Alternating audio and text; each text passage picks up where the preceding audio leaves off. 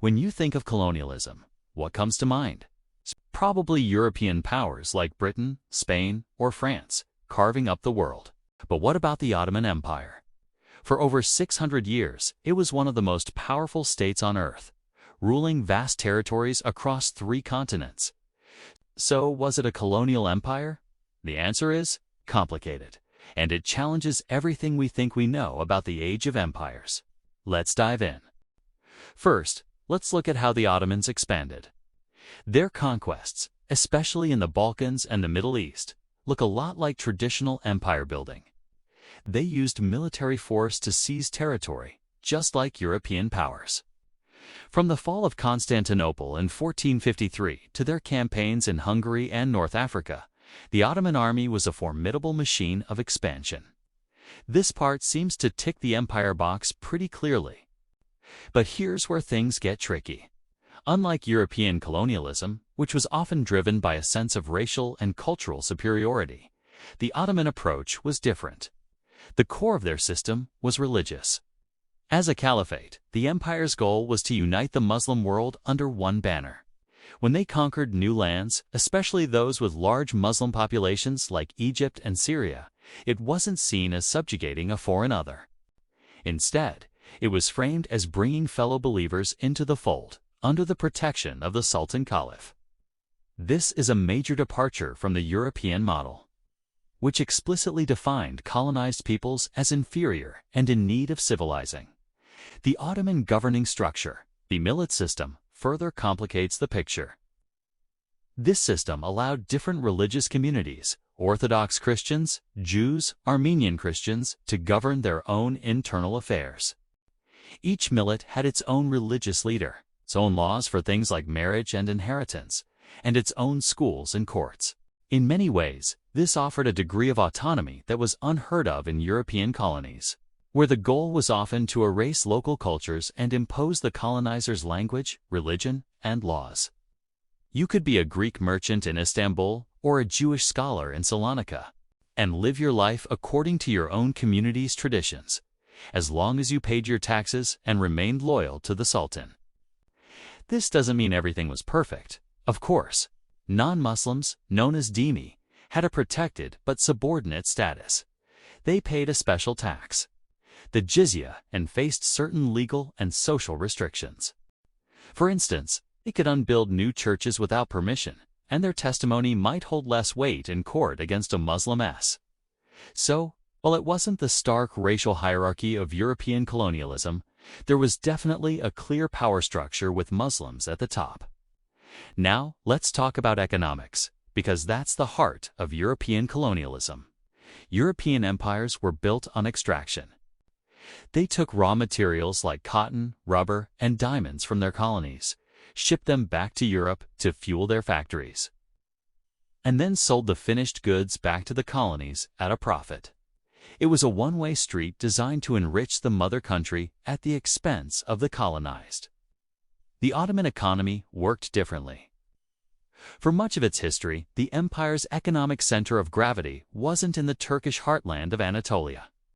In fact, provinces like Egypt and Syria were often wealthier and more developed. Wealth flowed from the provinces to the capital, Istanbul, to fund the state, the army. But it wasn't the same kind of systematic industrial-scale resource extraction that defined European colonialism. There wasn't a clear metropole and periphery in the same economic sense. Istanbul was the administrative and political center, but not necessarily the industrial engine that European capitals became. Trade routes crisscrossed the empire, and wealth was generated and spent within its borders, rather than being exclusively funneled back to a single mother country. However, this started to change in the 19th century. As the Ottoman Empire weakened and European powers grew stronger, the relationship shifted dramatically. Through a series of treaties known as the capitulations, European merchants gained immense economic advantages within the empire. They were often exempt from local taxes and laws, allowing them to dominate trade. Cheap European manufactured goods flooded Ottoman markets, crippling local artisans and industries. In this late period, the Ottoman Empire started to look less like a colonizer and more like a victim of economic colonialism itself. It became dependent on European loans, and its economy was integrated into the European-dominated global system, but on very unfavorable terms. It was a classic case of the tables turning. So, where does that leave us? Let's put the pieces together. In terms of military expansion and ruling over diverse peoples, the Ottomans certainly look like an empire. But their motivations were primarily religious and dynastic. It's not based on the racial ideologies of European colonialism. Their system of governance, the Millet system, allowed for a level of cultural and religious autonomy that was absent in most European colonies. And their economic model was not based on the systematic extraction of resources for an industrial heartland. Many historians today prefer to describe the Ottoman state as a tributary empire or a more traditional, pre-modern empire, distinct from the new model of industrial colonialism pioneered by Europe. They argue that lumping the Ottomans in with the British or French empires ignores these crucial differences and flattens very complex history. The Ottoman goal was incorporation and control, not the complete economic and cultural subjugation seen in the Americas, Africa, and parts of Asia under European rule. Calling the Ottoman Empire colonial in the modern sense might be forcing a European concept onto a non-European context where it does unquite fit. The empire was a product of its time and place, a gunpowder-fueled, Islamic, multi-ethnic empire that straddled the line between the old world of contiguous land empires and the new world of overseas colonial ones. So, was the Ottoman Empire a colonial power? The best answer is no. Not in the same way as the European powers we usually associate with the term. It was an empire, without a doubt, but its structure, ideology, etiocy, and economic basis were fundamentally different. Understanding this distinction is crucial.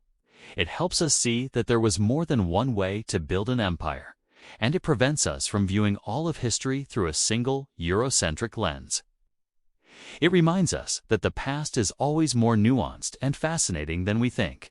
Thanks so much for watching, and if you enjoyed this deep dive into history, make sure to like and subscribe for more. See you next time.